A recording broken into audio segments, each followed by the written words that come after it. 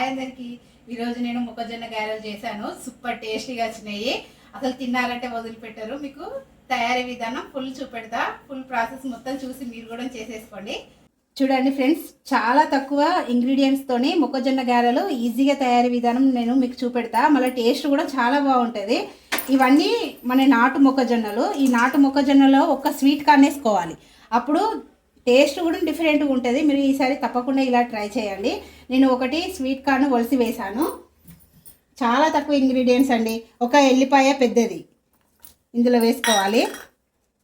జీలకర్ర, పచ్చిమిర్చి ఇవన్నీ వేసి మిక్సీ పట్టాలి. నేను మిక్సీ పట్టి చూపెడతా. మిక్సీ పట్టిన నేను ఇదంతా కొంచెం కచ్చపచ్చగా పట్టిన నేను. సాల్ట్ మిక్సీ పట్టినప్పుడే వేసిన, తగినంత సాల్ట్ వేసుకోవాలి. కరివేపాకు ఎక్కువ ఉంటే చాలా బాగుంటుంది. నేను ఎక్కువే వేస్తున్నా. మీకు తగినంతగా, మీరు తినే అంతగా వేసుకోండి.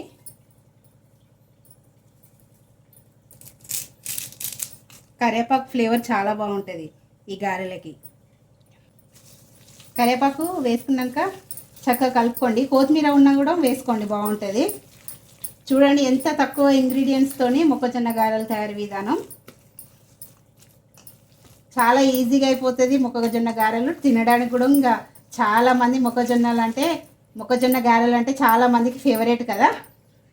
ఆయిల్ సరిపడా వేసుకోండి. నేనైతే తక్కువ వేసుకుంటా ఆయిల్. ఈ మొక్కజొన్న గారెలకి ఆయిల్ కూడా ఎక్కువ పీల్చుకోదు. చిన్నగా బాల్స్ లాగా చేసుకొని గారెలు చేసుకోవడమే. ఆయిల్ కూడా కాగినట్టే. చూడండి, ఇట్లా పాలిథిన్ కవర్ మీద చేసుకుంటున్నా నేను. కొంతమంది క్లాత్తో చేసుకుంటారు. ఎవరి కన్వీనియంట్ వాళ్ళ కన్వీనియంట్ బట్టి చేసుకోండి.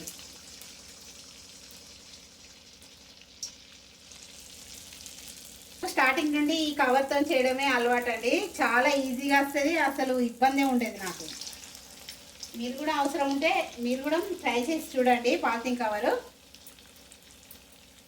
మన గారెలని గోల్డెన్ బ్రౌన్ కలర్ వచ్చేసేపు ఆయిల్లో వేపుకోవాలి.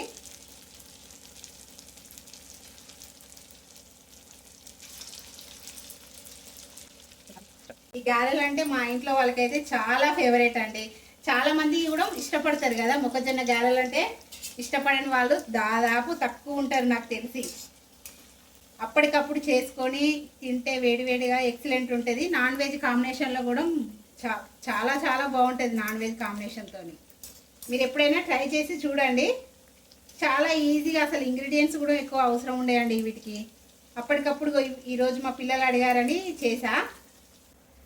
చక్కగా కాలిపోయినాయండి. ఇంకా మనం టిష్యూ పేపర్లోకే వేసుకుందాం. మంచిగా ఆయిల్ని అబ్జర్వ్ చేసుకుంటుంది టిష్యూ పేపర్లో వేసుకుంటే. ఏమైనా ఎక్స్ట్రా ఆయిల్ ఉంటే చక్కగా పోతాయి. మా ఇంట్లో మొక్కజొన్న కంకులు అంటే కనీసం 10 తింటారండి. చేయంగానే అయిపోతాయి. అంత ఫేవరెట్ మా ఇంట్లో వాళ్ళందరికీ. చాలా తక్కువ ఇంగ్రీడియంట్స్ అండి. చాలా ఈజీగా అయిపోతుంది. టేస్ట్ కూడా ఎక్సలెంట్ ఉంటుంది. నా వీడియో కనుక నచ్చినట్లయితే తప్పకుండా సబ్స్క్రైబ్ చేసుకోండి, లైక్ చేయండి, కామెంట్ చేయండి.